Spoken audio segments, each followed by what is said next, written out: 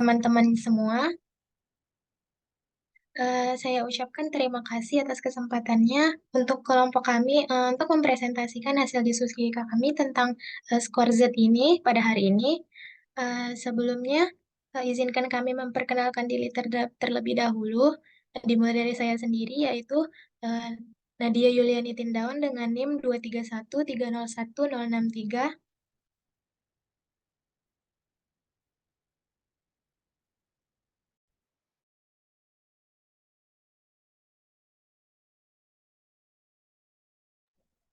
Perkenalkan, nama saya Intan Elvira Zahra dengan NIM 2313011061.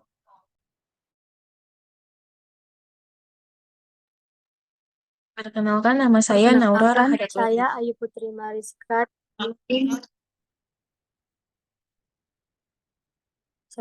Perkenalkan, saya Ayu Putri Mariska dengan NIM 2313011064. Perkenalkan, nama saya Naura Rahadatul Aisy dengan NIM 2313011065.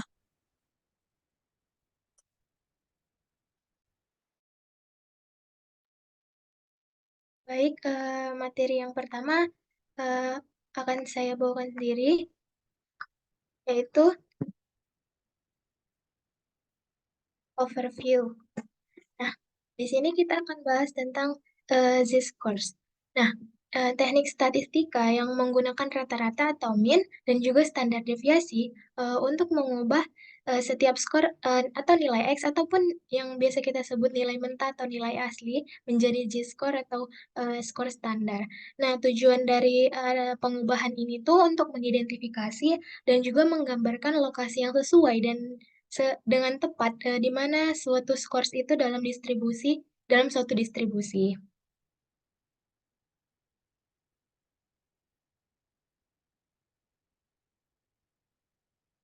Nah, di sini ada sebuah contoh, misal kita melakukan suatu ujian statistika dan kita tahu nilai kita itu 26 poin. Nah, kita pengen tahu nilai teman-teman kita dan kita ingin membandingkan nilai kita dengan teman-teman sekelas kita. Nah, jadi kita mencoba mencari informasi-informasi yang diperlukan untuk membandingkan nilai-nilai kita. Nah, nilai 26 dengan 26 poin ini tadi bisa aja nilai kita tuh menjadi nilai yang terbaik di kelas ataupun bisa menjadi nilai terendah di kelas ataupun bisa menjadi nilai terendah dalam distribusi. Nah, untuk mencari nilai tersebut, kita bisa aja nyari nilai rata-rata dari kelas kita. Nah, misalnya kita tahu nilai rata-rata di kelas kita itu 20.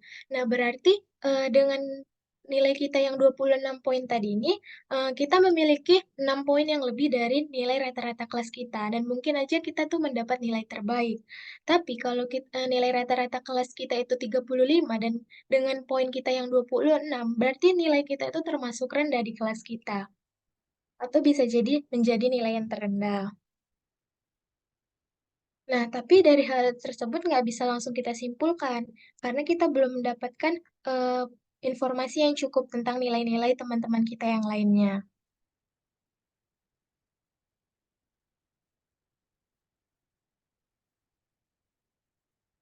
Nah, di sini setelah kita tahu misalnya nilai rata-rata kelas kita itu 20 dengan nilai kita yang 26, kita berada 6 poin di atas rata-rata kelas kita kan.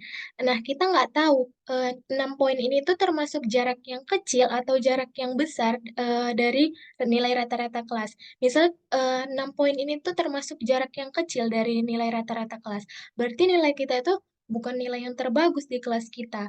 Eh, tapi kalau 6 poin ini tuh termasuk relatif jarak yang besar, berarti kemungkinan kita itu eh, mendapatkan nilai yang besar di kelas kita atau nilai tertinggi di kelas kita. Nah, di sini ada untuk gambarnya.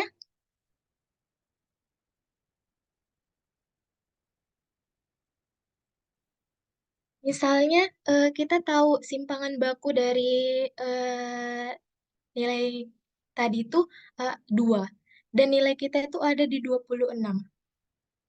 Berarti nilai kita itu udah bisa termasuk nilai yang lumayan tinggi di kelas kita. Namun jika nilai simpangan baku dari kelas kita itu eh, 10 10 poin, berarti nilai kita itu bukan nilai berarti nilai kita itu bukan nilai yang termasuk yang bagus, melainkan hanya hanya berada di atas rata-rata sedikit saja.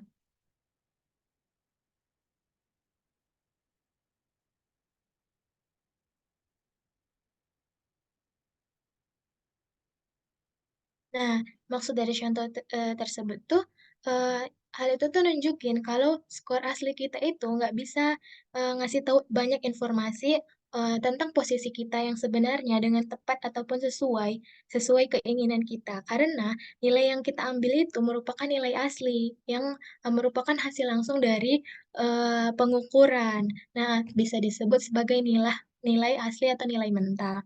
Nah, untuk biar nilai asli kita ini tuh lebih berguna, kita bisa mengubahnya menjadi nilai Z-scores. Nah, dari Z-scores ini sendiri, kita bisa mencari di mana sebenarnya sih tempat kita itu atau lokasi tempat kita itu dalam suatu distribusi. Nah, contoh dari JIT-Scores ini sendiri bisa menstandarkan seluruh distribusi. Contohnya itu dari pengukuran nilai distribusi scores IQ. Nah, singkatnya itu ada dua tujuan dari Z-Scores ini sendiri, yaitu yang pertama, setiap Z-Scores menunjukkan lokasi yang tepat dari nilai X asli dalam distribusi. Nah, yang kedua itu nilai Z membentuk distribusi standar yang dapat dibandingkan secara langsung dengan distribusi lain yang telah ditransformasikan ke dalam Z-Score. Sekian materi dari saya, selanjutnya akan dilanjutkan oleh teman saya. Terima kasih.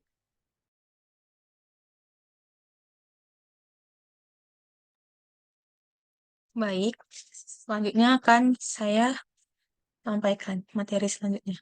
Jadi di sini saya akan menjelaskan tentang skor Z dan lokasi dalam distribusi. Jadi salah satu tujuan utama skor Z adalah untuk menggambarkan lokasi pasti skor dalam distribusi. Skor Z ini mencapai tujuan ini dengan mengubah setiap nilai X menjadi bilangan bertanda positif atau negatif, sehingga yang pertama, tandanya menunjukkan apakah skor tersebut terletak di atas positif atau di bawah negatif min. Dan yang kedua, anggotanya menunjukkan jarak antara skor dan min dalam hal jumlah deviasi standar. Boleh di next, Nat?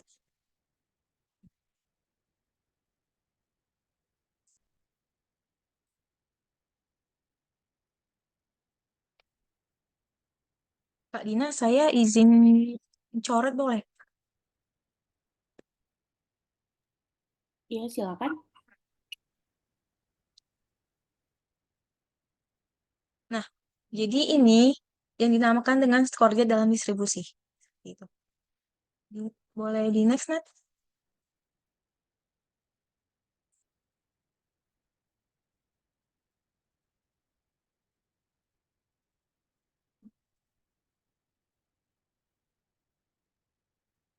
Nah, di sini ada sebuah contoh.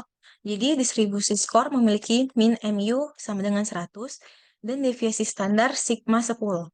Jadi, skor Z-nya itu sesuai dengan skor X dalam distribusi ini. Jadi, itu 130. Jadi, menurut definisi, Z-score akan memiliki nilai tambah 3 karena skor tersebut terletak di atas min tepat 3 deviasi standar menggunakan rumus Z-score yang diperoleh.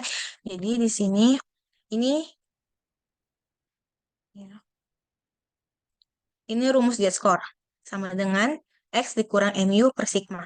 Jadi kan tadi sama dengan X-nya itu kan 130, kita kurangin 100 per sigmanya itu 10. Jadi sama dengan 30 per 10, hasilnya plus 3, positif 3. Jadi kita di sini menggunakan rumus Z-score. Boleh di next, Nak?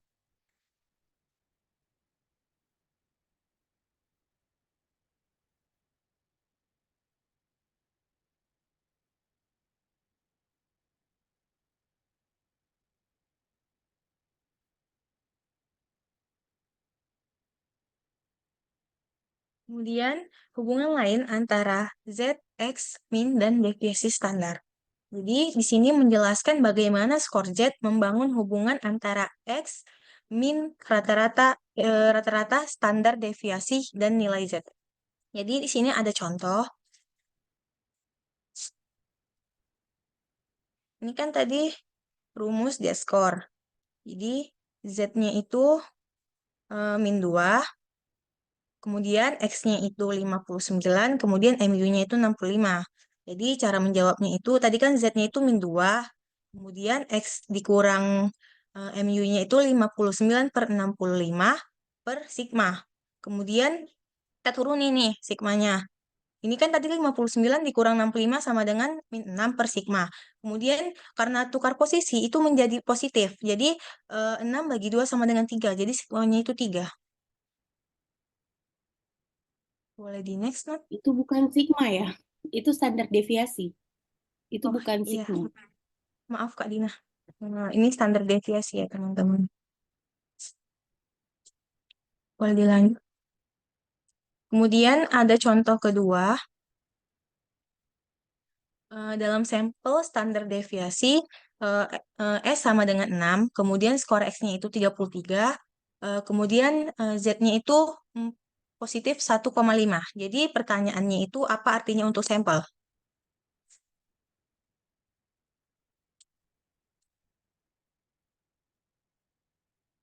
Jadi kita menjawabnya itu Z sama dengan X dikurang X bar, kemudian per S. Jadi tadi kan Z-nya itu 1,50 sama dengan X-nya itu kan 33 dikurang X-nya per 6.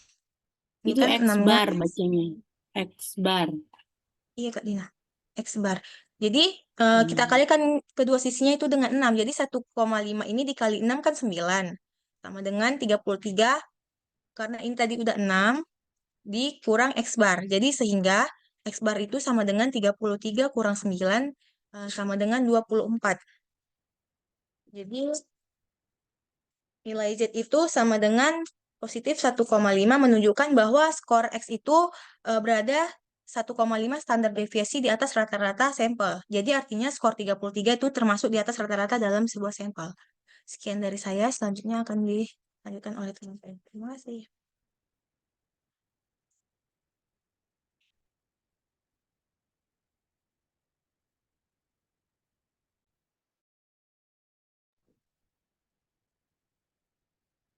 Baik, perkenalkan kembali.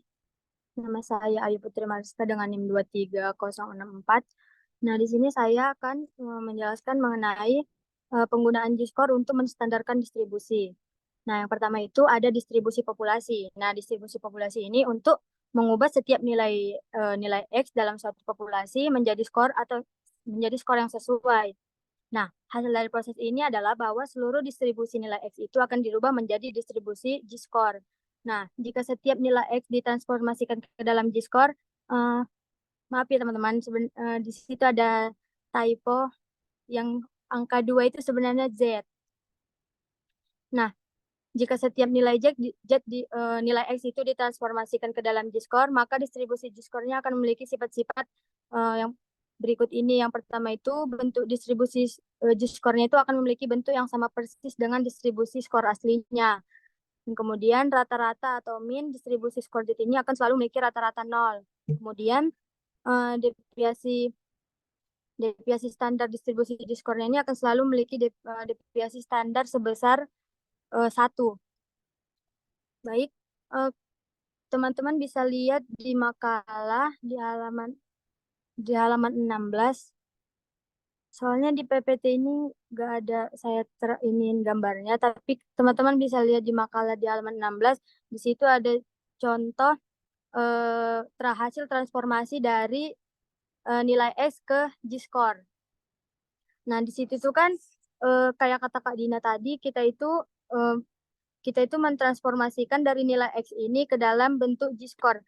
Nah, di mana rata-rata nilai X-nya ini kan 100. Nah, kalau dia udah transformasikan ke dalam nilai G-score-nya, dia itu akan berubah menjadi 0. Karena di mana rata-rata dari distribusi G-score itu akan selalu memiliki rata-rata 0. Kemudian standar deviasinya itu akan berubah menjadi 1, yang mana dari awalnya nilai X-nya itu deviasi standarnya itu adalah 10, yang mana dari rata-rata 100 menjadi 110, 120.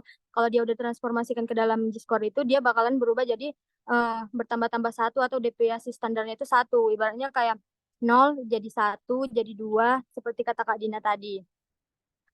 Nah, perlu kita ketahui juga kalau distribusinya ini, kalau dia miring ke negatif, maka distribusi G-score-nya itu akan negatif. Kalau dia miringnya ke normal, maka distribusi G-score-nya itu juga akan normal. Kayak contohnya nih, dari 110 itu kan berada di atas rata-rata, maka dia itu akan bertambah satu. Jadi, satu kalau dia misalnya di bawah rata-rata, maka dia akan min satu. Next.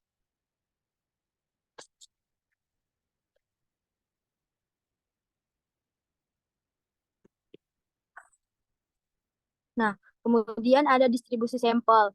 Nah, hampir sama juga dengan distribusi populasi tadi. Dalam distribusi sampel ini, jika semua skor dalam sampel itu ditransformasikan ke dalam skor jet, hasilnya itu adalah distribusi J-score juga. Nah, distribusi skor jet ini akan ditransformasikan dan akan memiliki sifat yang sama dengan yang ada ketika populasi nilai X ditransformasikan ke dalam J-score.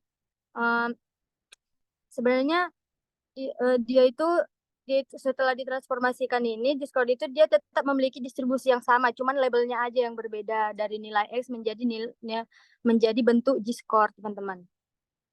Nah, yang pertamanya itu secara khusus distribusi sampel ini yang pertama distribusinya itu akan memiliki bentuk yang sama dengan aslinya sampel skor tersebut.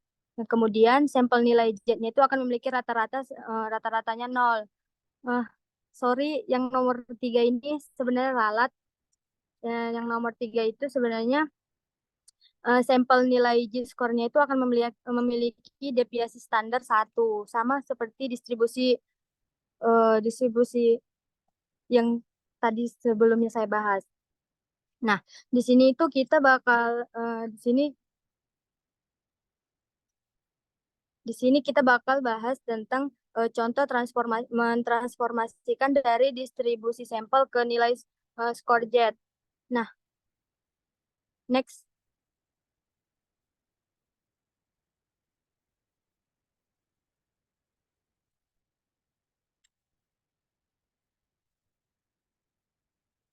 Baik, di sini itu ada contoh berikut ini contoh yang menunjukkan proses transformasi dari skor dari sampel ini menjadi G-score. Nah, kita mulai itu dengan contohnya itu kan ada sampel yaitu 5 sampel dengan nilai 0,2, 4, 4 dan 5. Nah, dengan beberapa perhitungan sederhana kita dapat memverifikasikan bahwa rata-rata sampel ini adalah 3. Dari mana kita dapat 3 itu? Teman-teman mungkin tahu dari materi kelompok 1 kemarin itu, kita itu kan sampelnya 5. Nah, pertama itu kita hasilkan keseluruhannya itu 0 ditambah 2 kan 2 tambah 4, 6, 6 tambah 4, 10, 10 tambah 5 kan 15. Nah, karena dia sampelnya 5, jadi 15 dibagi 5 sama dengan 3. Nah, hasil rata-ratanya itu adalah 3. Dan kemudian di sini sudah diberitahu bahwa variansinya itu ada 4 dan deviasi standarnya itu adalah 2.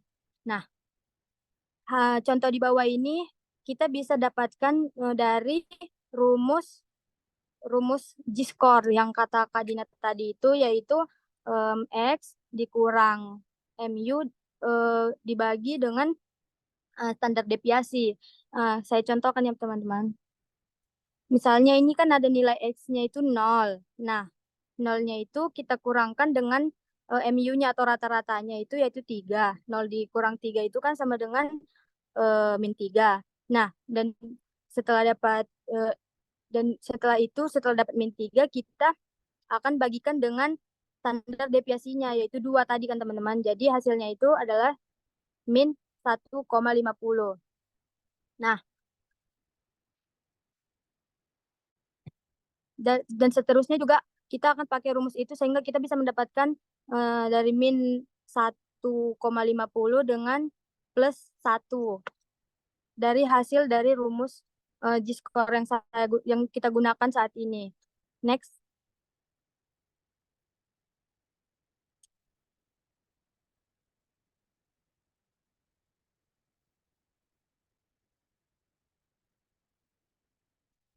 Nah, di sini kita akan setelah kita dapatkan skornya itu kita bakal nyari setelah kita dapat hasil G-skornya tadi kita bakalan nyari di sini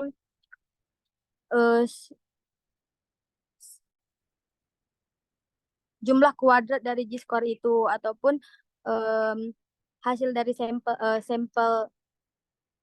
sampel dari G-skor ini, yaitu ada rumusnya yang di sini udah ada tertera rumusnya itu yaitu SS sama dengan sigma G-skor kuadrat. Yang mana hasil-hasil dari G-skor kita tadi itu kita kuadratkan semua dan dapatlah hasil 2,25 ditambah 0,25 ditambah 0,25 ditambah 0,25 dan ditambah 1. Nah, hasilnya itu 4. Nah, jadi kita tahu di sini bahwa hasil dari sampelnya itu 4. Next.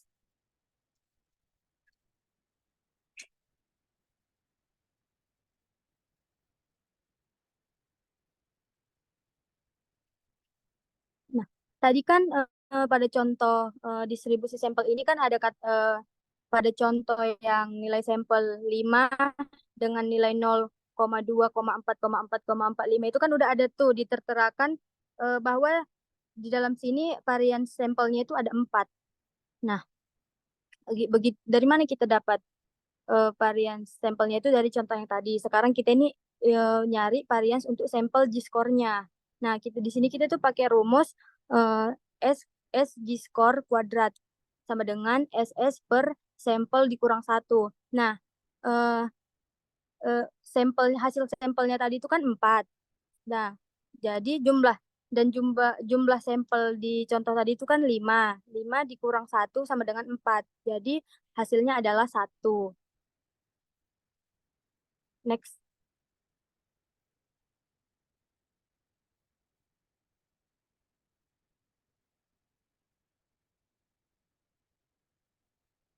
Nah, di sini kita itu di sini kita bisa tahu cara penggunaan G-score itu untuk membuat perbandingan kayak yang dijelasin Kak Dina tadi, kayak mana sih ngebandingin antara nilai misalnya nilai matematika kita dengan nilai biologi kita.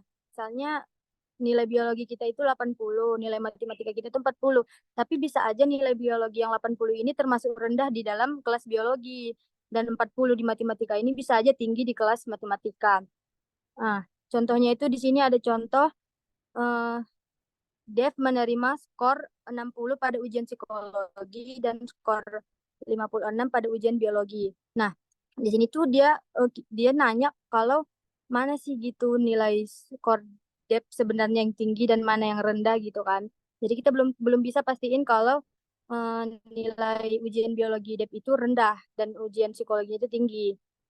Di sini ada dan setelah ini ada rumus kayak mana kita bisa nyari perbandingan antara kedua uh, kedua perbedaan tersebut. Next.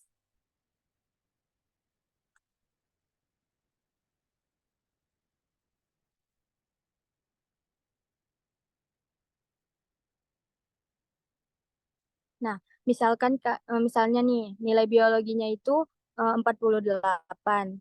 Tapi kita itu nggak bisa ngebandingin dua variabel tadi itu kalau kita nggak dapat uh, misalnya misalnya kita cuma tahu nilai dia itu sekian-sekian, tapi kita nggak tahu rata-rata dari hasil penilaian di kelasnya itu gimana. Nah, kalau di sini itu udah dikasih gambaran kayak mana sih cara ngitungnya itu. Misalnya itu nilai biologinya itu memiliki rata-rata 48 dan standar variasinya itu ada 4 dan nilai psikologinya itu punya rata-rata 50 dan standar variasinya itu ada uh, sorry nilai psikologinya itu punya rata-rata 50 dan standar variasinya itu ada 10. Nah, sekarang kita masukin ke rumus. Yang pertama itu X dikurang dengan mu per standar variasi. Nah, kan nilainya tadi itu ada 60. Nah, rata-ratanya itu 50 dan standar variasinya itu ada 10. Nah, 60 kurang 50 kan 10. Nah, standar variasinya itu ada 10. Jadi hasilnya itu 1. Itu untuk Itu untuk nilai D pada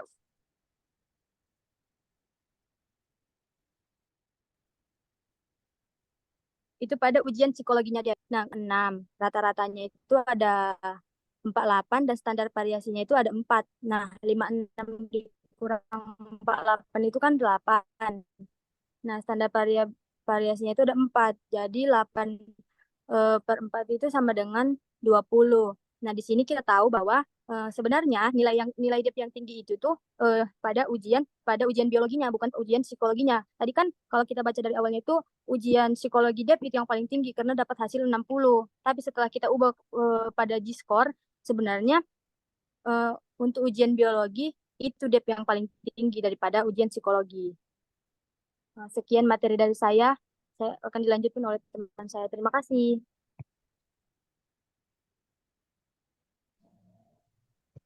Baik, perkenalkan kembali. Nama saya Intan Elvira Zahra dengan NIM 130101. Jadi di sini saya akan menjelaskan tentang distribusi standar lainnya berdasarkan J-score.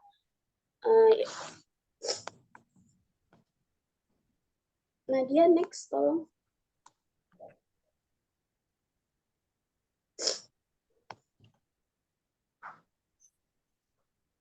Next lagi.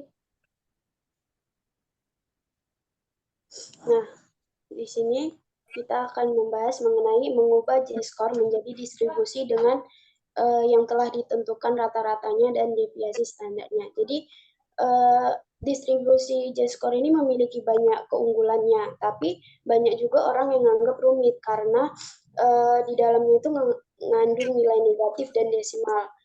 Makanya udah jadi hal yang umum untuk membakukan suatu distribusi dengan mengubah skor menjadi distribusi baru dengan min dan deviasi standar yang telah ditentukan. Nah, tujuannya adalah untuk membuat distribusi baru atau terstandarisasi yang memiliki nilai lebih sederhana untuk min dan deviasi standar, tetapi tidak mengubah lokasi individu manapun dalam distribusi tersebut. Nah, skor ini seringkali digunakan dalam tes psikologi ataupun pendidikan.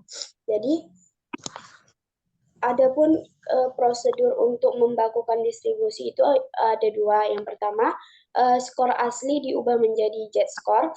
Kemudian yang kedua ada skor Z, kemudian diubah menjadi nilai X baru, sehingga diperoleh min dan deviasi standar yang lebih spesifik. Next.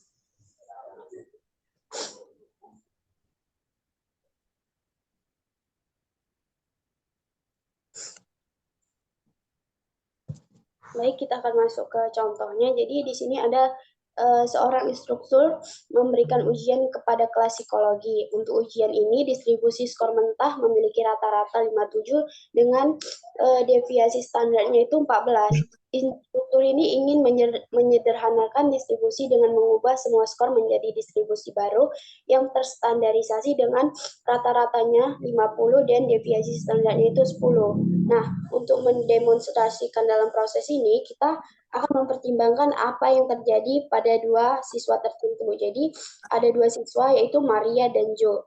Maria memiliki skor mentah X sama dengan 64 dalam distribusi aslinya, dan Jo yang skor mentah aslinya adalah X sama dengan 43. Jadi ada dua langkah. Langkah pertama yaitu kita harus mengubah setiap skor mentah asli menjadi skor Z.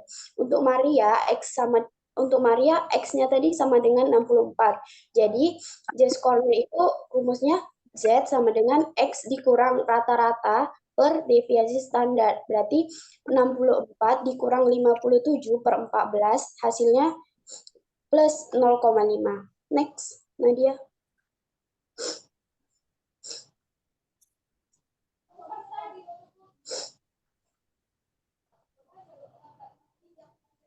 Kemudian yang untuk Jo, dia memiliki X-nya yaitu 43 dan skor Z-nya adalah berarti X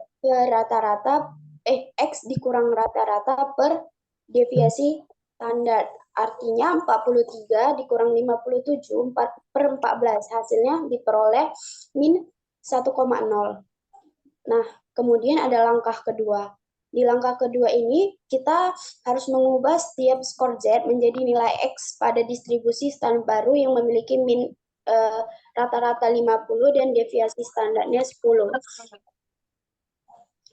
Ini tabelnya ada, teman-teman bisa lihat di makalah halaman 22, di situ ada tabel 5.1 untuk memudahkan kita mengertinya. Jadi skor Z Maria itu Z-nya Z plus 0,50, menunjukkan bahwa ia berada di atas rata-rata sebesar setengah deviasi standar. Dalam distribusi standar yang baru, lokasi ini sesuai dengan X sama dengan 55. Jadi X sama dengan 55 ini di atas rata-rata sebesar 5 poin, karena tadi rata-ratanya yang diambil 50. Untuk skor Z-nya Z-nya sama dengan dia berada di bawah rata-rata dengan tepat satu deviasi standar. Nah, dalam distribusi baru ini, lokasi ini sesuai dengan X sama dengan 40, di mana X ini di bawah rata-rata sebesar 10 poin. Nah, hasil dari proses transformasi dua langkah itu dirangkum di dalam tabel 51. Kalian bisa lihat di makalah bahwasannya kalau posisi Jo itu relatif tetap, di gambar tersebut menunjukkan nilai ujian awal.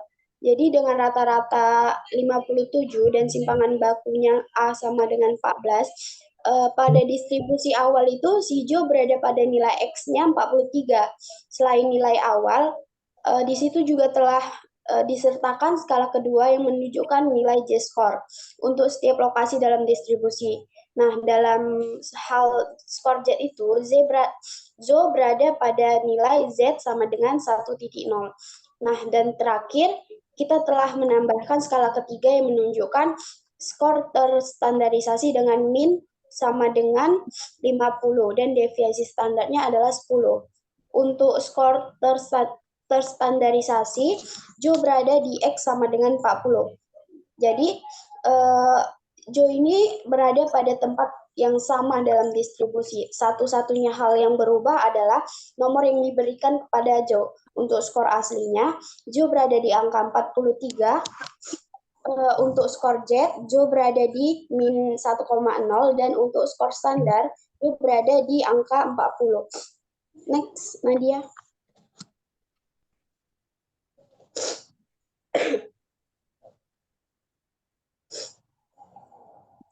Yang keenam, kita akan membahas mengenai melihat ke depan untuk statistik inferensial.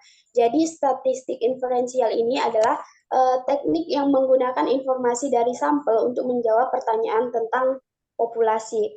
Jadi di sini ada contoh untuk mengevaluasi efek pengobatan. Peneliti hanya membandingkan sampel yang dirawat dengan populasi asli. Jika individu dalam sampel terasa berbeda dari individu dalam populasi asli, artinya peneliti tersebut memiliki bukti bahwa pengobatan yang telah dilakukannya itu memiliki efek. Di sisi lain juga, jika sampel tidak terasa berbeda dari populasi aslinya, maka pengobatannya itu nggak berpengaruh gitu. Nah, tujuan dari penelitian ini adalah untuk mengevaluasi. Next, Nadia.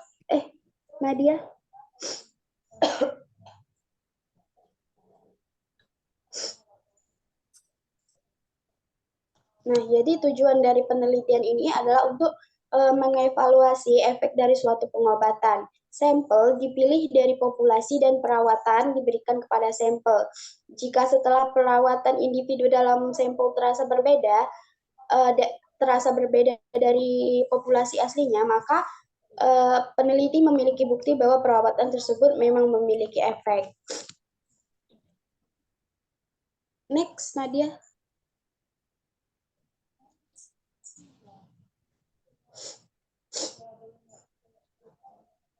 Baik, kita akan masuk ke contohnya. Jadi, seorang peneliti sedang mengevaluasi efek dari hormon pertumbuhan baru. Diketahui bahwa reguler tikus dewasa memiliki rata-rata 400 gram. Bobotnya bervariasi dari tikus ke tikus. Dan distribusi bobot adalah normal dengan standar deviasi 20 gram. Distribusi populasi ditunjukkan pada gambar 2. Selanjutnya, peneliti memilih satu tikus yang baru lahir dan menyuntikkan tikus dengan hormon pertumbuhan. Ketika tikus mencapai kedewasaan, ia ditimbang untuk menentukan apakah ada bukti bahwa hormon tersebut memiliki efek. Jadi untuk menganalisisnya, yang pertama kita harus mengasumsikan bahwa tikus yang disuntikkan hormon memiliki berat X sama dengan 418 gram. Nah, meskipun ini lebih dari rata-rata tikus yang tidak diobati tadi, bahwasannya tikus yang tidak diobati memiliki rata-rata 400 gram tadi, apakah itu meyakinkan bahwa hormon itu memiliki efek? Nah, itu belum tentu ya teman-teman. Jadi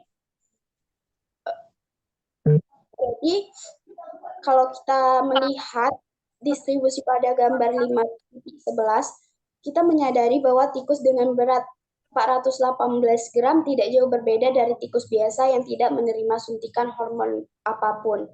Secara khusus, tikus yang disuntikkan akan berada di dekat pusat distribusi untuk tikus biasa dengan skor Z. Next, Nadia.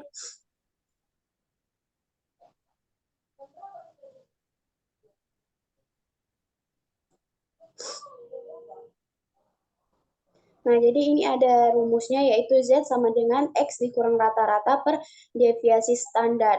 Jadi X-nya itu ada 418 dikurang 400 per 20. Sama dengan 18 per 20 hasilnya jadi 0,90. Nah, karena tikus yang disuntikan masih terlihat sama tikus yang tidak diobati. Nah, jadi kesimpulannya bahwasannya hormon perubahan tidak tampak memiliki efek. Sekarang asumsikan bahwasannya tikus yang disuntikan tadi memiliki berat X sama dengan 450 gram. Dalam distribusi reguler tikus, hewan ini akan memiliki skor Z, yaitu Z sama dengan X per rata-rata per X kurang rata-rata per deviasi standar. Jadi 450 dikurang 400 per 20 sama dengan 50 per 20 hasilnya jadi 2,50. Nah, dalam kasus ini tikus yang disuntikan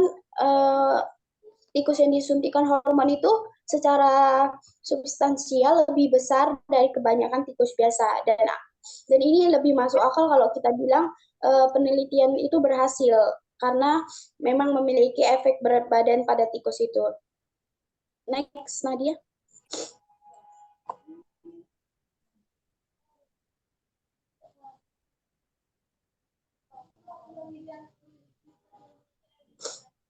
Nah, ini ada tabelnya. Kalian bisa lihat bahwasannya yang nilai awalnya yang X 418 menjadi X sama dengan 450. Nah, di dalam contoh sebelumnya itu kami menggunakan skor Z untuk membantu menafsirkan hasil yang diperoleh dari sampel. Secara khususnya, jika individu yang menerima pengobatan dalam studi penelitian memiliki skor Z ekstrim dibandingkan dengan mereka yang tidak menerima pengobatan, maka kita dapat menyimpulkan bahwasannya pengobatan tersebut tampaknya memiliki efek. Contoh, bagaimanapun menggunakan definisi sewenang-wenang untuk menentukan nilai Z skor mana yang terasa berbeda. Nah, meskipun masuk akal untuk menggambarkan individu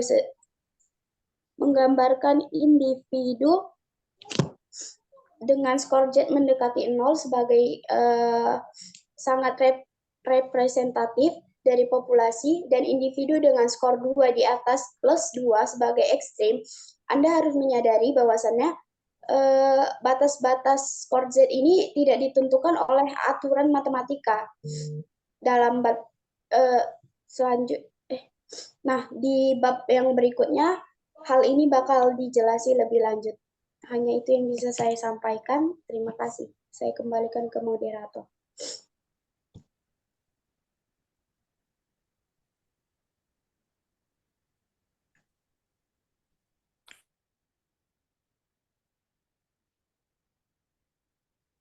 Baiklah, sekian materi dari kelompok kami. Izin Kak Dina, apa kita akan membuka sesi tanya jawab? Ya boleh, silakan. Untuk analisis datanya, kalian akan tampilkan kapan?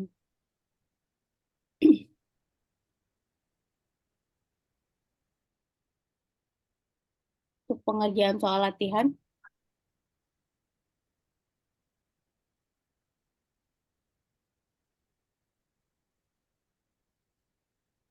boleh eh, buka tanya jawab dulu dari teman-temannya kalau ada yang mau bertanya tentang materinya, itu cara pengerjaan soalnya. Baru setelah itu masuk ke JSP-nya. Baik, untuk teman yang ingin bertanya, silakan angkat tangannya.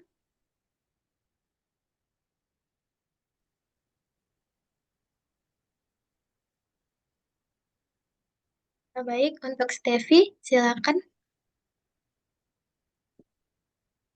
Terima kasih kesempatannya kepada moderator dan Kak Dina. Jadi saya ingin bertanya, apakah ada perbedaan antara jet score populasi dan jet score sampel? Terima kasih.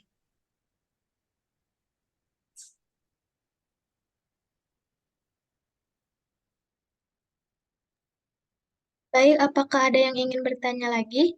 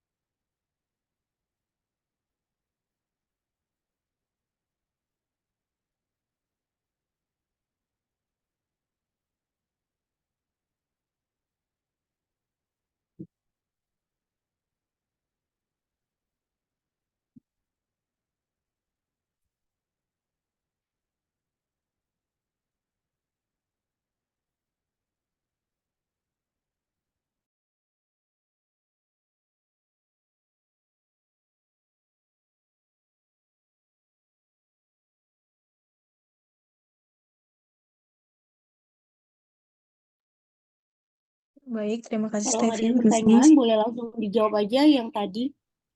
ya baik Kalau Kak Dina. tidak ada pertanyaan lagi. Ya, baik Kak Dina. Di sini saya akan menjawab pertanyaan dari Steffi. Tadi Steffi nanya apakah ada perbedaan antara jet score populasi dan jet score sampel. Apakah benar, Steffi?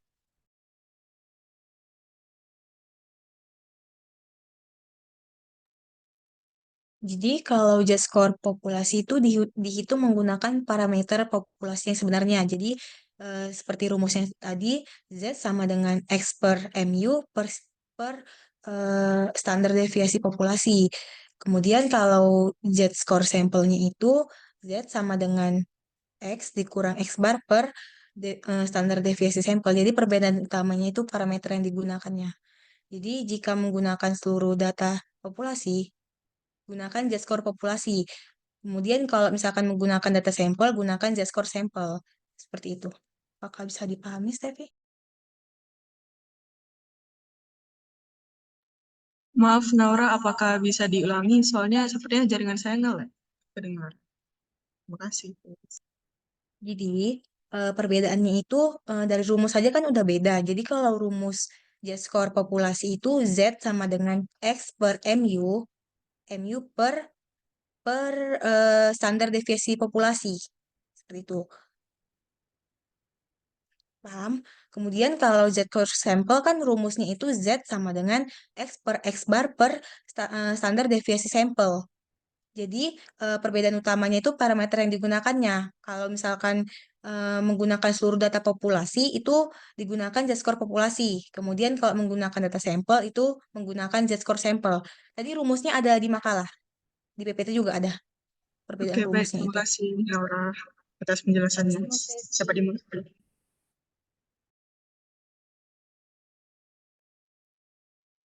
Baiklah, apakah teman-teman ada yang ingin bertanya lagi?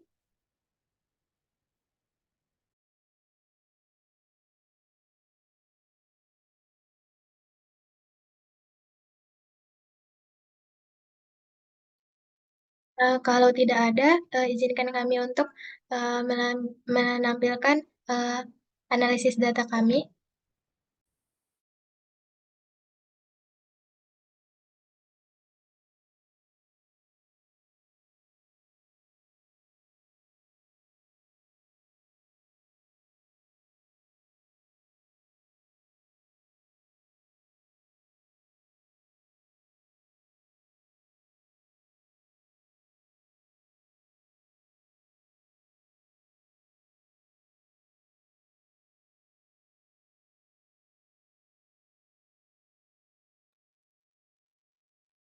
Baiklah, yang pertama itu ada soal di mana uh, ubahlah total skor setiap dimensi menjadi Z-scores menggunakan aplikasi GISP dan lampirkan langkah-langkah output analisisnya.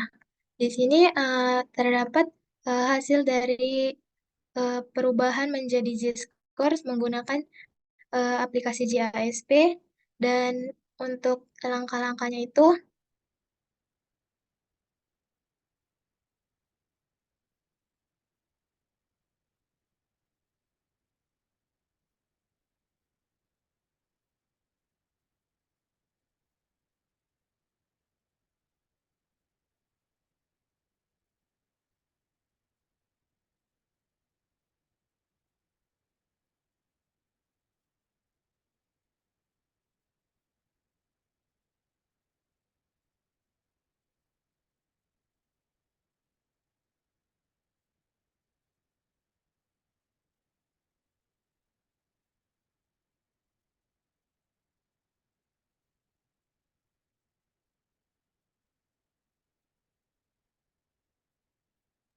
yang pertama itu kita buka dulu aplikasi GISP-nya dan kita klik tanda panah untuk menambahkan kolom di sampingnya.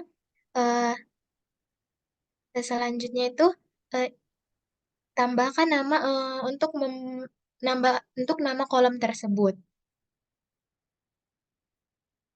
Contohnya seperti di gambar tersebut. Nah, yang ketiga itu kita masukkan tipe kolom dan pilih opsi compute with drag and drop. Kemudian kita pilih opsi Z-scores di sebelah kanan. Dan yang keempat itu untuk bagian sebelah kirinya kita masukin data yang mau kita ubah menjadi Z-scores-nya, yaitu ke dalam Z-scores values tadi itu uh, mau total B atau total in atau total tang. Kita bisa mengubah nilai tersebut menjadi Z-scores. Kemudian kita klik compute column. Nah, setelah itu kita sudah mendapatkan Z-scores yang kita inginkan.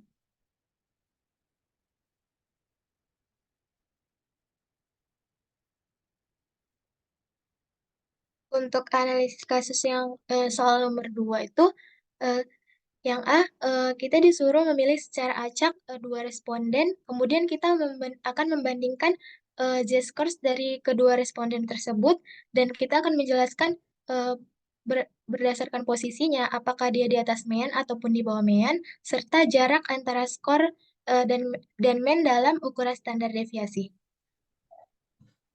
Nah, berikut ini, dan kita akan menampilkan visualisasi menggunakan kurva normal. Di sini kelompok kami memilih responden ke-13 dan juga ke-18, di mana skor asli mereka itu tuh skor asli mereka itu tuh di poin B dari responden ke-13 merupakan 44 poin, di poin in mendapatkan poin 42 poin, dan di poin tang mendapatkan 43 poin, sedangkan di responden ke-18 di poin B dia mendapatkan nilai 28 poin, di poin in dia mendapatkan 27 poin, dan juga poin tangnya. Nah, berdasarkan dari tabel tersebut, kita bisa menyimpulkan kalau skor Z dari responden ke-13 itu bernilai positif karena dianya itu posisinya berada di atas mean, sedangkan skor Z dari responden ke-18 itu bernilai negatif karena posisinya di bawah mean. Nah, sedangkan jarak skor antara responden ke-13 dan juga ke-18 itu eh, dari poin B yaitu 16 poin, dari poin in 15 poin, dan poin tang 16 poin juga. Nah, untuk poin B, skor Z responden ke-13 itu 1,1 yang menunjukkan skornya berada di atas mean dengan jarak 1 standar deviasi, sedangkan skor Z responden ke-18 tuh minus 2,2 yang menunjukkan skornya di bawah mean dengan jarak 1 standar deviasi. Nah, untuk poin in-nya, skor Z dari responden ke-13 itu 0,8, ini nilainya yaitu di atas mean juga, dengan jarak 1 standar deviasi, sedangkan skor Z responden ke-18 itu minus 2,1 yang letaknya di bawah mean dengan jarak 1 standar deviasi. Di poin tang, skor Z dari responden ke-13 tuh 0,9, ini juga termasuk di atas mean, sedangkan skor Z responden ke-18 minus 2,1 juga yang menunjukkan skornya di bawah mean. Nah, visualisasinya yaitu sebagai berikut.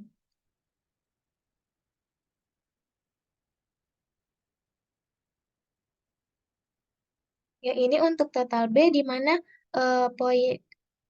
hasil poin B-nya itu dari responden ke-18 lebih, maaf sebelumnya mau responden ke-13 itu poinnya di atas mean atau di atas mean rata-rata.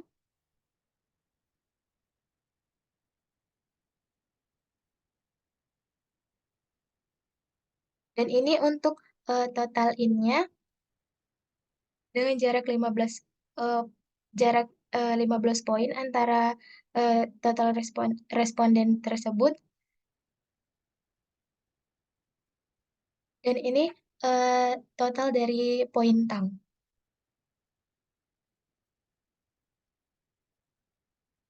Baik, menurut saya hanya itu saja yang bisa saya sampaikan. Ya, Nadia bisa langsung tunjukkan kalau buka JSP gimana pengerjaannya secara langsung. Baik, sebentar Kak.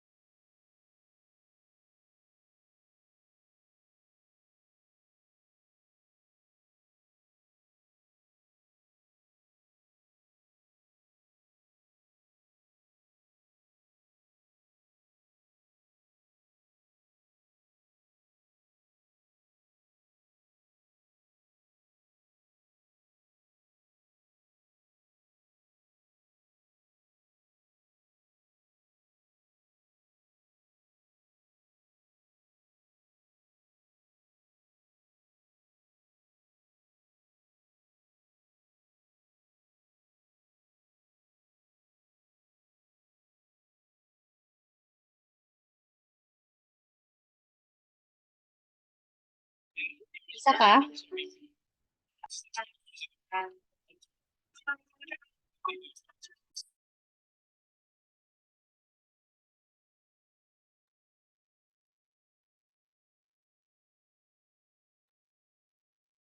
Mohon maaf Kak, tapi saya sudah coba untuk buka sekaligus, cuman kayaknya agak sulit dan tidak bisa sampai sekarang Kak. Buka sekaligus gimana maksudnya? Sebentar Kak. Eh, Maksudnya JSP-nya nggak bisa dibuka gitu. iya Kak, biasa karena berat gitu kan Kak, karena sekalian Zoom juga Kak.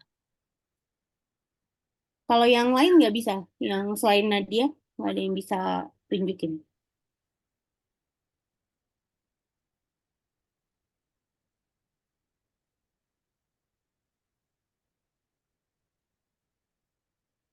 Sebentar ya Kak. Atau ada, ya nggak apa-apa. Atau ada anggota kelompok lain yang bisa menunjukkan yang sudah didiskusikan di kelompoknya tentang cara mengerjakan Z-score kelompok 1 mungkin, atau kelompok 3, 4, 5, 6, 7, 8, 9, 10, 11.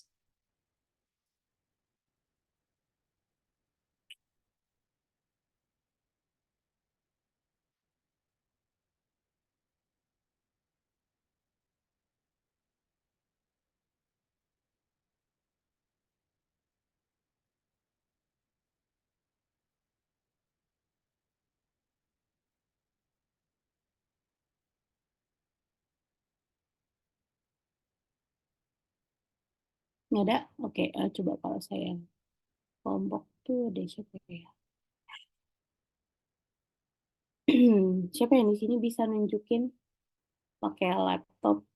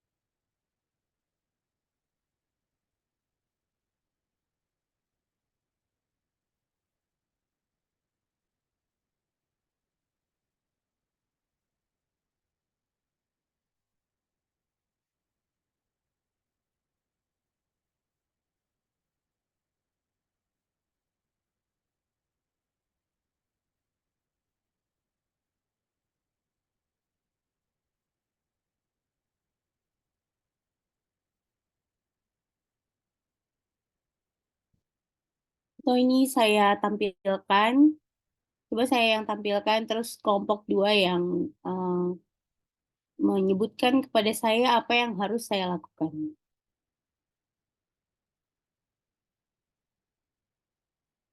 Kelompok 2 bisa lihat tampilan saya, screen saya.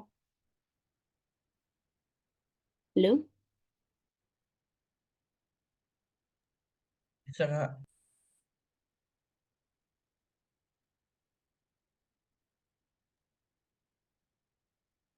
Kalau kelompok 2,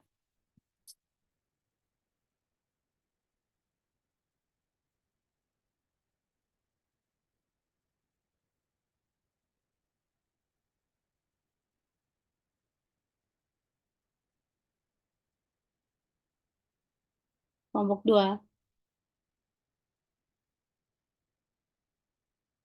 Halo, kelompok 2.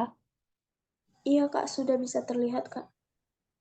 Oh enggak, coba kamu arahkan saya apa yang harus saya klik gitu.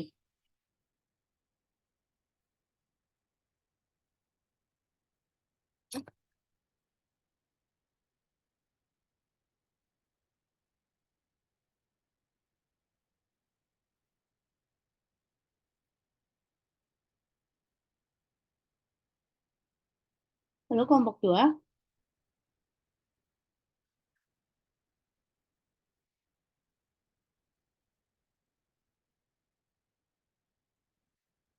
Kelompok 2 tadi itu kan bukan cuma Nadia ya, ada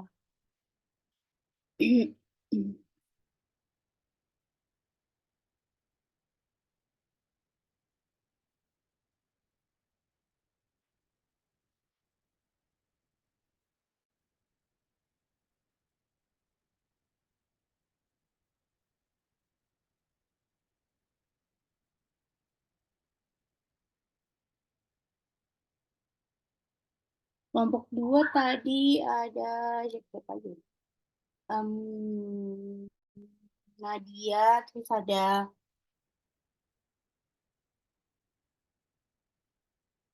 saya.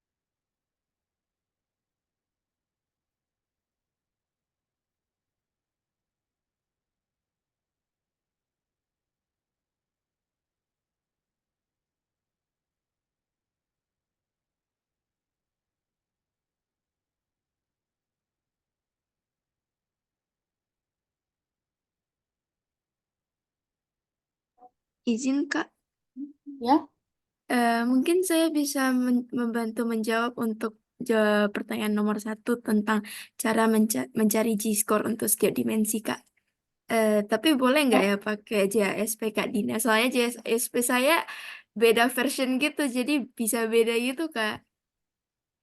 enggak. Oke, boleh. Tapi sebentar. Kelompok 2 tadi hilang atau gimana? Baik Kak, saya coba jelaskan Kak. Hah? Sebentar ya. Halo, Bu Ika. Halo, halo. Waalaikumsalam. Ya, Bu.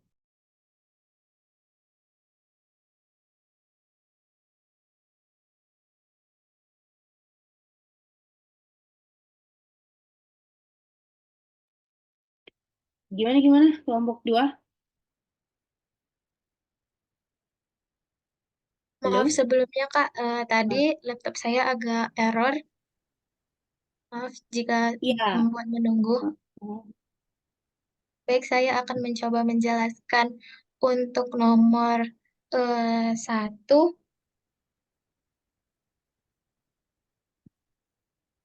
Yang pertama, untuk analisis datanya, kita akan menambah kolom untuk skor Z dari total ini yang pertama, Kak. Total B, Kak.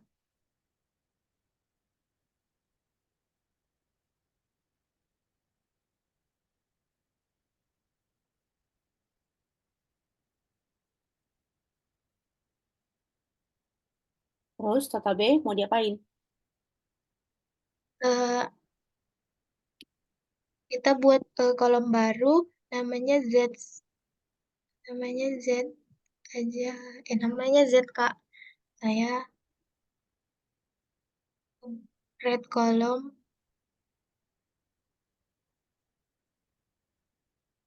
Berikutnya yang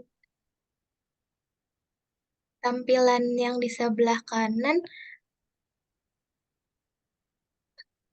di ya itu Z scores Kak. Pilihnya yang Z scores. Dan untuk yang di sebelah kiri kita masukkan total B-nya Kak. ke dalam values-nya. Lalu kita klik compute kolomnya, Kak.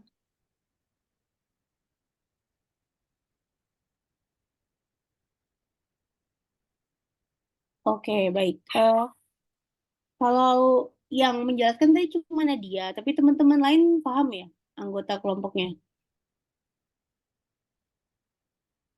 Anggota kelompok 2 yang lain paham ya?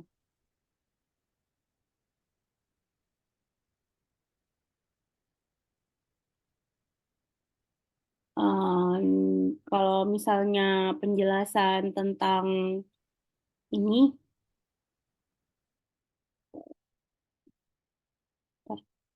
kelompok 2 tuh, saya tadi nggak hafal soalnya. Oh ini. Kelompok 2 itu kan terdiri dari orang-orangnya adalah Nadia, terus ada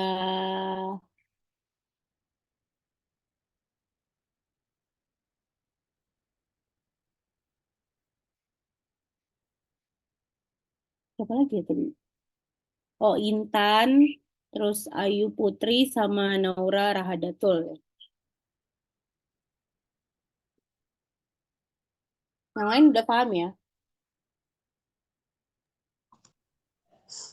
Maaf sebelumnya Kak, karena kemarin yang menganalisis datanya Nadia, jadi eh, saya sedikit paham sih Kak.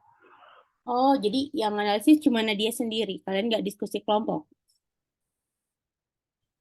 Iya Kak, yang analisis data Nadia, cuma kami bagian materi aja Kak. Gitu. Oh, kayak gitu. Kenapa aku kayak gitu? Kok nggak sama-sama? Karena mungkin kemarin pengerjaannya udah mepet juga Kak, jadi kami bagi-bagi waktu aja biar cepat selesai. Karena yang laptopnya ada di ASP-nya itu Nadia Kak.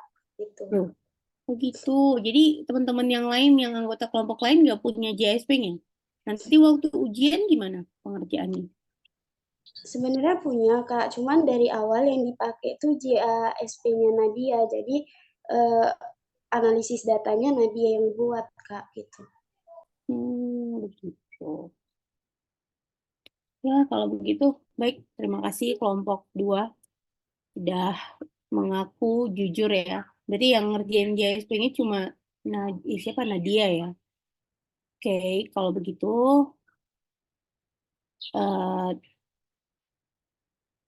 kita coba ini ya di kelompok 2 di bagian Z-score ini ya. Z-score ini kan fungsinya adalah untuk memberikan bentuk skor yang gunanya standar ya gitu. Maksudnya standar tuh kita bisa langsung membedakan antara satu skor dengan skor yang lainnya.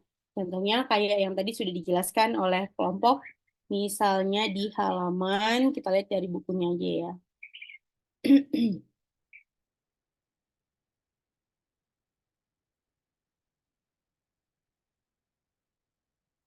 Oh, enggak gini aja. Kita langsung share screen aja.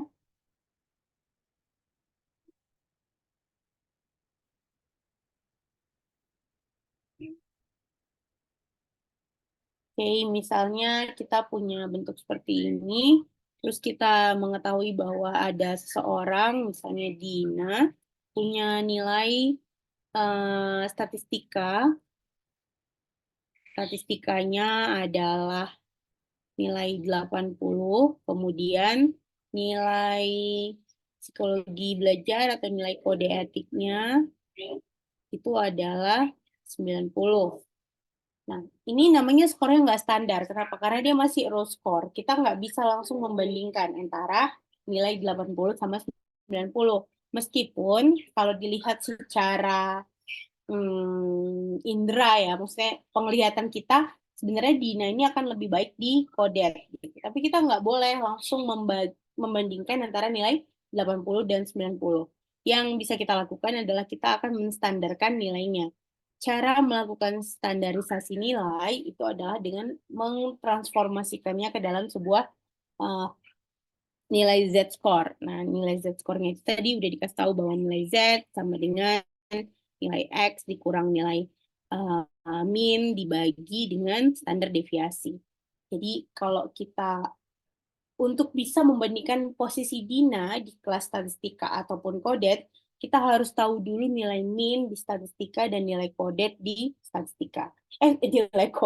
Nilai min di kodet. Nah, misalnya kita mengetahui bahwa nilai min di, kalau misalnya dia posisinya adalah di sampel, berarti kelompok hanya nilai kelompok statistika dan nilai kelompok kodet, maka harusnya dia X bar ya. Tapi kalau misalnya dia yang diceritakan adalah populasi secara keseluruhan, berarti yang lebih besar, yang lebih general. Misalnya masyarakat Indonesia, mahasiswa psikologi, itu istilahnya adalah MIM. Nah, tapi secara pengerjaan caranya adalah sama. Jadi Z-score, cara mengejarnya adalah skor dikurang dengan nilai min, dibagi dengan nilai standar deviasi. Jadi yang membedakan itu adalah nilai min, maksudnya simbol di sampel dan simbol di populasinya aja. Tapi nilai yang dicari tetap sama, yaitu nilai min dan nilai standar deviasi. Jadi kalau misalnya kita mengetahui bahwa nilai X, nilai statistika itu nilai minnya tadi di statistika misalnya 70, sedangkan nilai min di kodet itu adalah 100. Nah, dengan nilai min 70 dan nilai min 100 saja, sebenarnya kita udah bisa tahu, kayaknya Dina kalau misalnya dinilai rata-rata tuh, jika di bawah rata-rata tuh, kayaknya Dina lebih rendah gitu. Dia lebih bagusnya di statistika, karena nilai Dina tuh di atas rata-rata. Tapi nggak cukup cuma pakai nilai min. Maka kita bisa standarkan lagi dengan melihat nilai standar deviasinya. Misalnya diketahui bahwa nilai standar deviasi dari statistika itu adalah 5, sedangkan nilai standar deviasi di bawah di kodet itu adalah 3. Maka coba kita kerjakan nilai Z-score-nya. Z-score statistika Dina itu berarti adalah X-nya adalah 80, 80-nya dikurang dengan nilai 70 dibagi dengan 5. Kemudian kalau Z-score Dina di kodet itu adalah nilai 90 dikurang 100 dibagi 3. Nah, coba cari berapa hasil nilai Z-score-nya nih? Untuk Z statistika Kak Din itu 2 Kak. Kalau nilai Z statistikanya itu adalah 2, terus kalau nilai kodetnya berapa? Itu 3,333 Kak. Min, 3,333. Minus kan? Minus 3,3. Nah, oke, kan kita udah tahu nih, nilai yang satu adalah positif, nilai yang satu adalah negatif. Nah, dari kondisi ini kita bisa tahu, oh, kalau yang kodet tuh aneh ya. Yang kodet tuh, kalau kita gambar ya, kita gambarkan. Padahal tadi kalau pakai nilai min, Dina tuh kodet di bawah rata-rata. Sedangkan yang statistika di atas rata-rata. Tapi setelah dibikin jadi nilai standar, kalau kita gambarkan,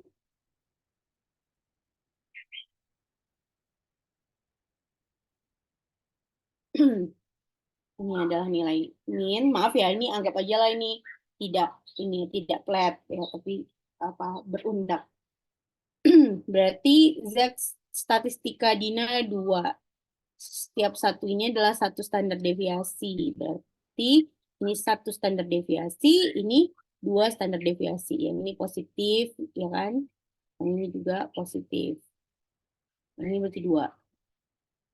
Berarti nilai si Dina kalau di nilai statistika dia sekitar 2 di sini ya nilainya. Kalau 3,3 berarti 3 standar deviasi ke bawah minus karena hasilnya.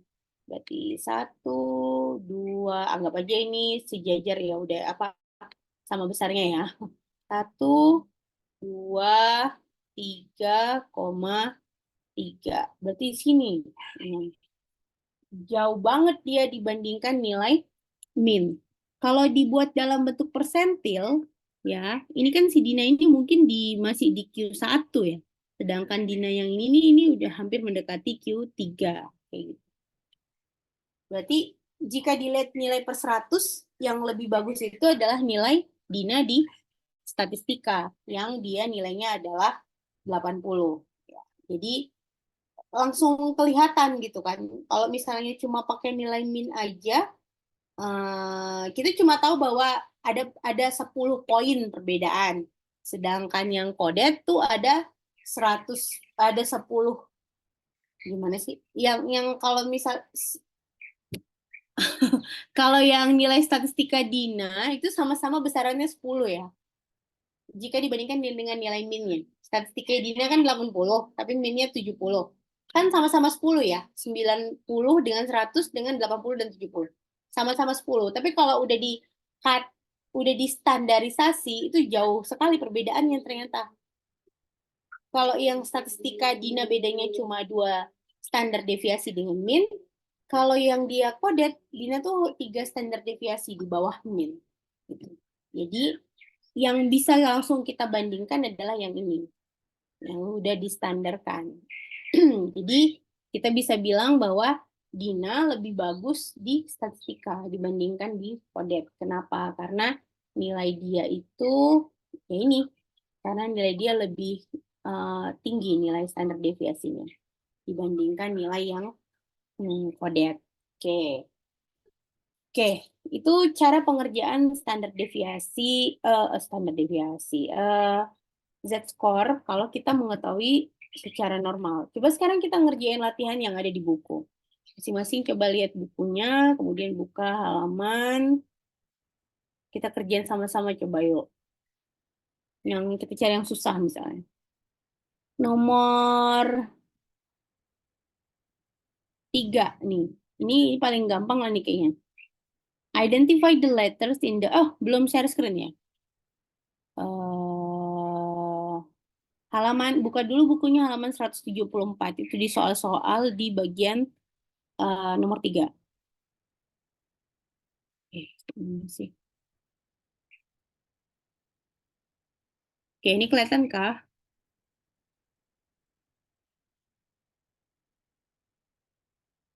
Kelihatan, Kak. Oke, ini coba nomor 3. Identify the letters in the following distribution that correspond to the following Z-score. Sama kayak yang tadi kita kerjain. Coba kalau misalnya Z-score-nya positif 2. Ya, ini saya random ya orang-orang. Aisyah Dwi, 23227. Coba kalau yang A positif 2, itu dia cocoknya di huruf A, B, C, atau D?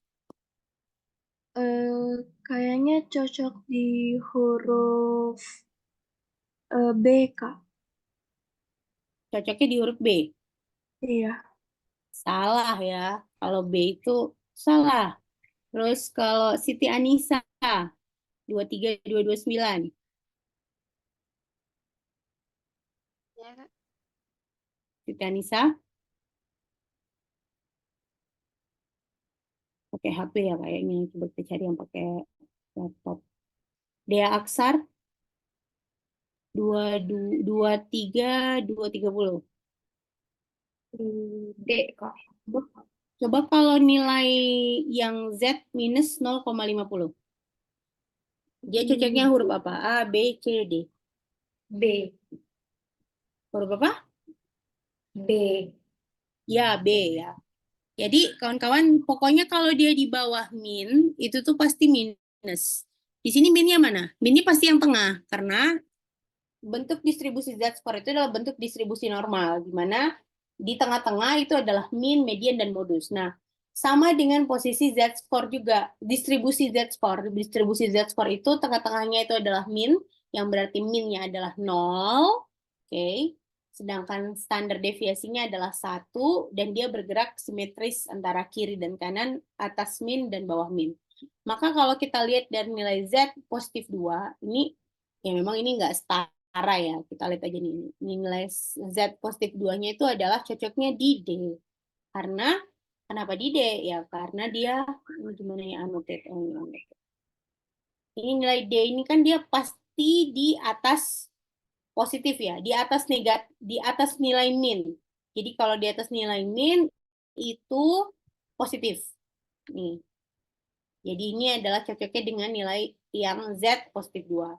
Terus kalau Z-nya 00, kalau Z-nya 0 berarti itu adalah menunjukkan nilai min tengah.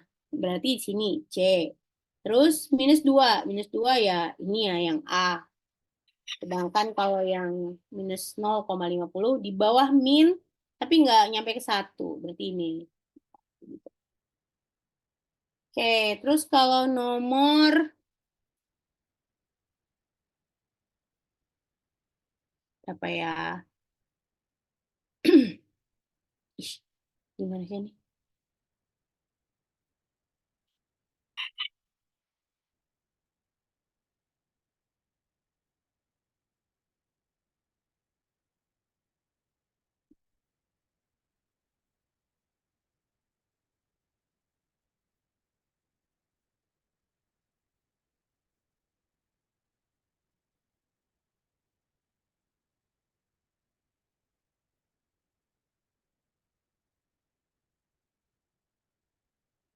Coba kita kerjain sama-sama yang nomor 29.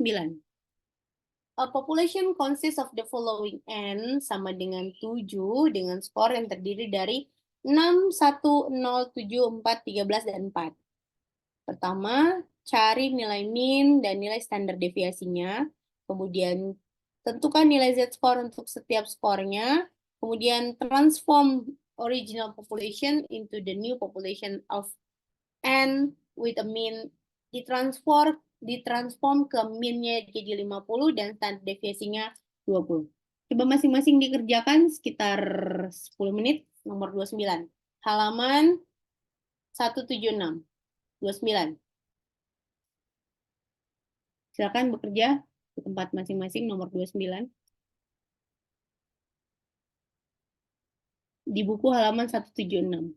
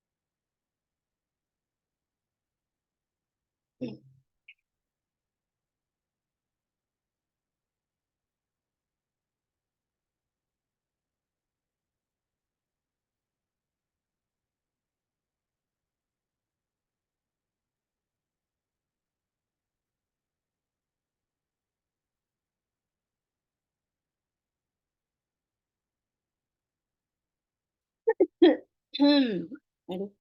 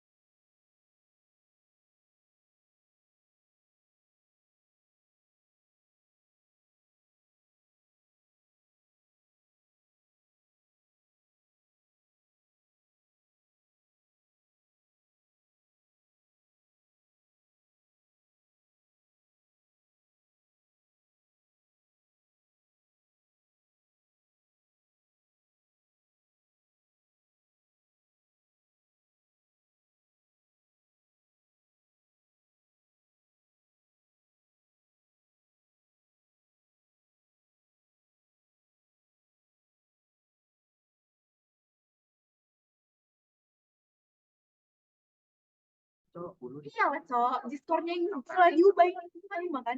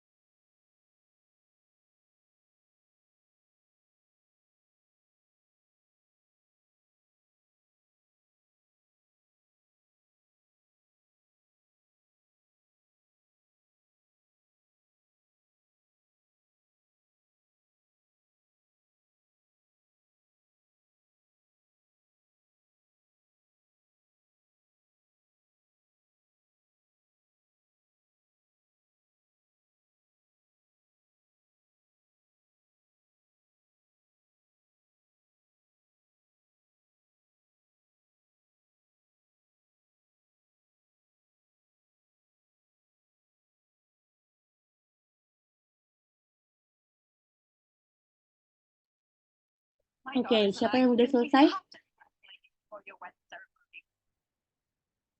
Di nomor 29 tadi. Saya, Kak, tapi saya sedikit kurang yakin untuk yang bagian C terakhir. Coba silakan Stella. Eh, Boleh dijelaskan atau kalau ngerjain pakai Excel atau pakai oh, apa? kebetulan Silakan saya aja. ngitung sendiri, Kak. Oke, Jadi, boleh.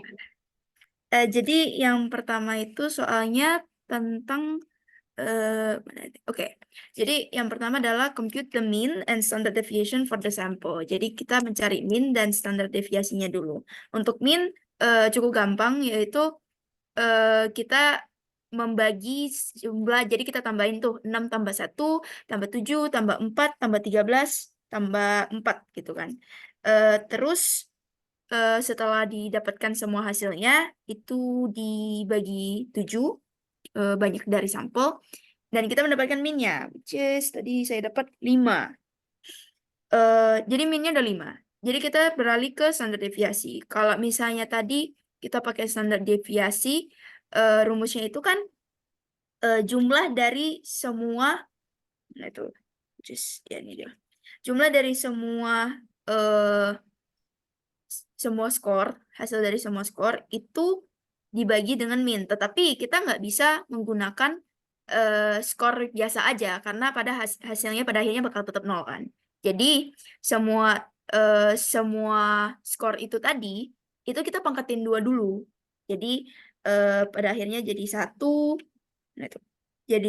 Nah dipangkatin 2 jadinya 16, 25, 49, 1, 0, 4, dan 64. Jadi itu dipangkat 2 itu semua, dijumlahkan, baru nanti dibagi jadi 7. Dibagi 7. Which is banyak dari banyak kelasnya tadi. Dan Kak Dina, saya maaf banget kayaknya untuk standar deviasi, saya nggak bisa kasih jawabannya. Dan saya baru sadar, saya silap. Saya buat satunya jadi 7. Jadi untuk sekarang itu, tetapi nanti untuk z-score-nya, nanti kan udah dapet tuh ya standar deviasinya apa, terus min-nya juga udah dapet apa. Nanti untuk setiap skornya itu, setiap skor yang tadi, yang 6, yang awal, 6, 1, 0, 7, 4, 13, sama 4, itu masing-masing nanti bakal dimasukin ke rumus z-score-nya. Jadi 6 kurang min-nya tadi 5 per standar deviasinya nanti. Dan satu masing-masing itu dicari. Dan itu hasil dari z-score-nya. Gitu Kak Dina. Terima kasih. Terus nanti yang bagian C, sepemahaman saya, pada akhirnya bakal menggunakan metode yang sama, tapi cuma bedanya min sama standar deviasinya doang. Gitu. Terima kasih Kak Dina. Oke, baik Stella. Tadi kan Stella salah tuh di standar deviasinya. Ada yang mau menggantikan menjelaskan tentang standar deviasi? Tadi Stella ya. Stella 23154.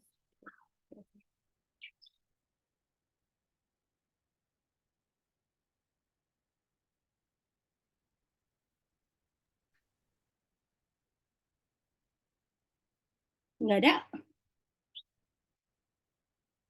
Oke, kalau nggak ada, kita coba sama-sama. Sebenarnya kalau pakai kalkulator di Excel tuh gampang sekali ya. Jadi kalian tinggal tuliskan, ini kelihatan screen saya. Kalian tinggal tuliskan angka 6, 1, 0, 7, 4, 4, 13, 4. Oke. Kemudian dengan menggunakan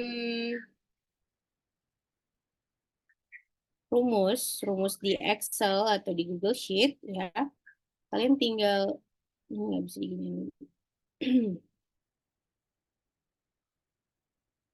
Kalau rumus di Excel, rumus di Google Sheet itu kan sama dengan average. Average itu adalah untuk min, ya kan? Average dibuka kurung. Pilih nilai yang mau dicari nilai min-nya. Berarti dari 6 sampai dengan 14, tutup kurung. Average-nya adalah 5. Kemudian standar deviasinya. STDEV. Buka kurung, pilih nilainya, tutup, 4,3. Kalau misalnya mau dikerjakan secara manual, sesudah dapat nilai ini adalah X, Maka yang selanjutnya kita cari adalah nilai deviasi. Deviasi itu adalah semua nilai z x-nya dikurangkan dengan nilai min. Berarti di sini berarti semuanya kita akan kurangkan dengan nilai min. Berarti ini 6 dikurang min ya. Itu berapa? 5 ya. Ini 5 ada di sini. Oke.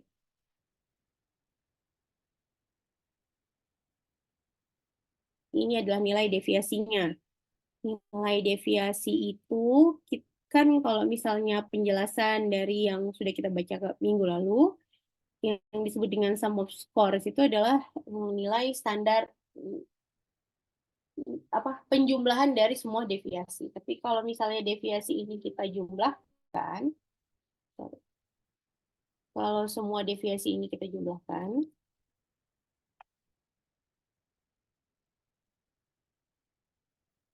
oke, mudah-mudahan udah lebih kelihatan ya.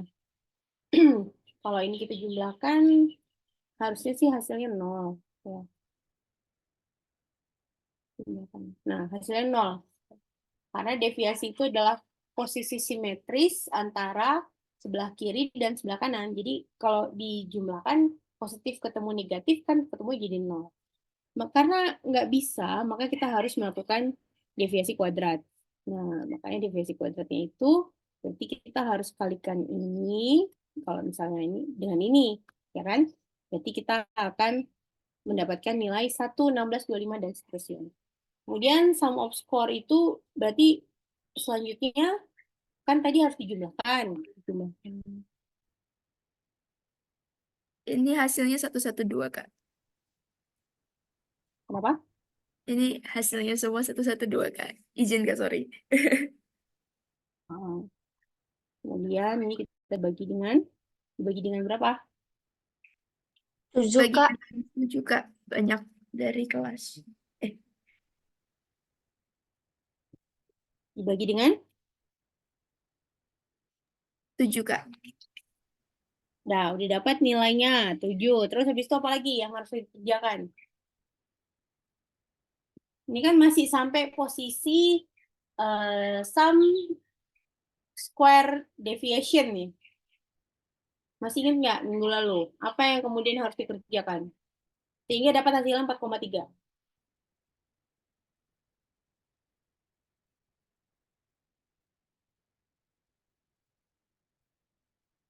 Ini kan masih SS nih.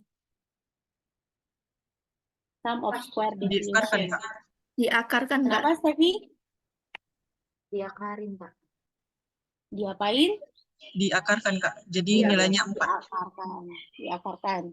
Ini kan varians, berarti nilainya diakarkan. Berarti kalau akar tuh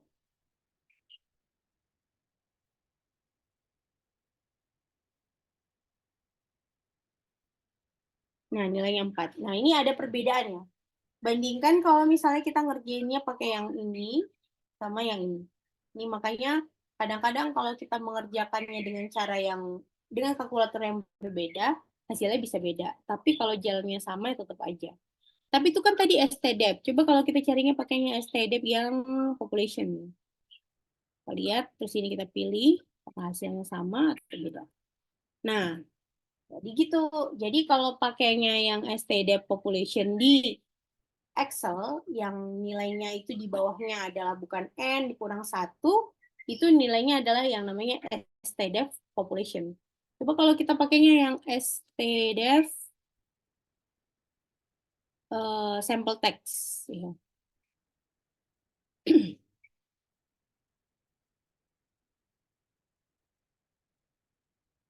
Nilainya 4,32. Jadi kalau yang 4 ini adalah dia nilai, ingat ya nilai standar deviasi itu kan yang di bawahnya dia N kurang 1 sama N tidak kurang 1. Kalau yang ini dia tidak dibagi N, tidak dibagi N kurang 1, sedangkan ini N kurang 1. Gitu. Oke, sekarang yang kita mau pakai misalnya nilai 4 aja deh, biar bulat ya. Jadi nilai standar deviasi populasi. Selanjutnya soalnya apalagi ceritanya tuh? Nomor 2-nya adalah find the Z-score for each score in the population. Ya udah, berarti tinggal gimana caranya Z-score-nya? Kalau pakai yang cara manual, berarti sama dengan nilai X dikurang dengan nilai Min, Kak. nilai apa ayo? Rata-rata, Kak. Dengan Rata-rata, nilai Kak. rata-rata. Rata-ratanya berapa? Eh, 5. 5, Kak. Nilai rata-rata tadi kan 5. Terus habis itu dibagi dengan Dibagi dengan 4, Kak. Standar deviasi, Kak. Standar deviasi. dibagi dengan standar deviasi. Oke.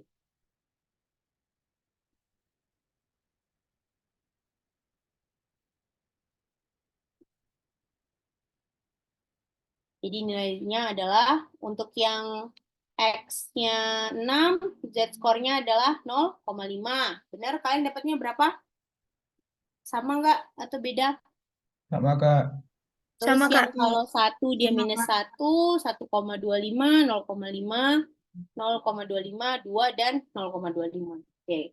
Pasti ini sama lah karena nilai X-nya juga sama. Oke. Jadi kalau digambarkan ya gambar ya, tapi nggak diminta gambar sih. Cuma kalau misalnya kita coba gambarkan, gimana ya, annotate.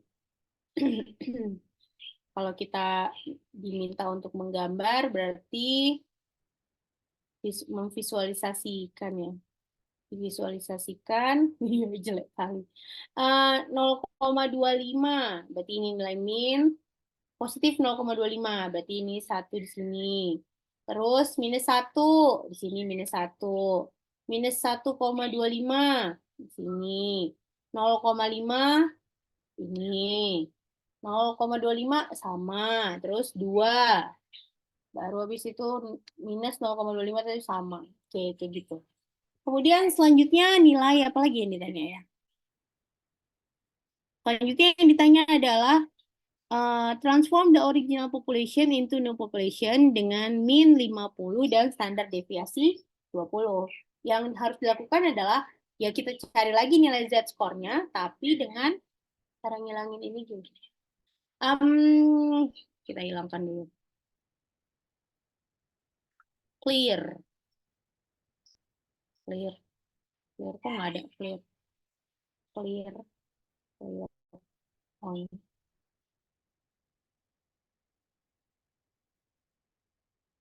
Oh, bisa clear ya. Kita langsung cari aja nilai. Yang ini kan tadi nilai Z-score-nya itu adalah menggunakan nilai yang asli. Berarti tinggal kita cari nilai Z-score-nya. Berarti nilai Z-score transform. Itu berarti sama dengan nilai X. X dikurang. Berapa tadi jadinya nilai min-nya? 50 ya? Yang Iya, diminta. Kak. 50. 50 dengan nilai standar deviasi 20, Kak. Hah? Berapa? 20, Kak. 20. Oke. Jadi kalau pakai nilai min yang transform yang diminta untuk diubah, jadi jauh posisinya. Semuanya jadi di bawah min ya kan? Di bawah nilai min. Minus 2,2, 2,45, dan seterusnya. Ya udah, kayak gitu aja. Sampai di sini udah paham ya? Ngerti ya? Gampang kan? Masih Z-score gitu. Udah bisa kan? Cuma tinggal masukin rumus, terus harus paham. Terus memang kalau ngerjain secara manual tuh yang sering miss itu adalah pengerjaan di standar deviasi ya. Jadi jangan lupa bahwa yang dicari itu adalah deviasinya dulu. Deviasi itu adalah X dikurang min. Oke, kemudian saya kasih PR deh. Coba deh kalian kerjain nomor nomor 24. Dicatat ya, nomor 24. Ngerjainnya boleh secara manual. Kalau manual berarti nanti hasil kerjanya difoto gitu ya. Nomor 24 sama nomor 31. 24 dan 31. 24 dan 31 tuh PR saya minta dikumpulkan hari ini, nanti malam, maksimal 2359. Oke, kalau gitu sampai ketemu di kampus ya guys. Kuliahnya kita akhiri di sini. Oh iya, jangan lupa diisi, tolong diisi dulu post-testnya nanti ya. Post-testnya tolong di-share lagi. Nanti jangan lupa di-share ke grup, kemudian dikerjakan. Dan kepada kelompok 2 untuk menjadikan saya kolaborator di formnya agar saya dapat lihat hasilnya. Oke, kita foto dulu. Saya ambil screenshot dulu sebagai bukti perkuliahan.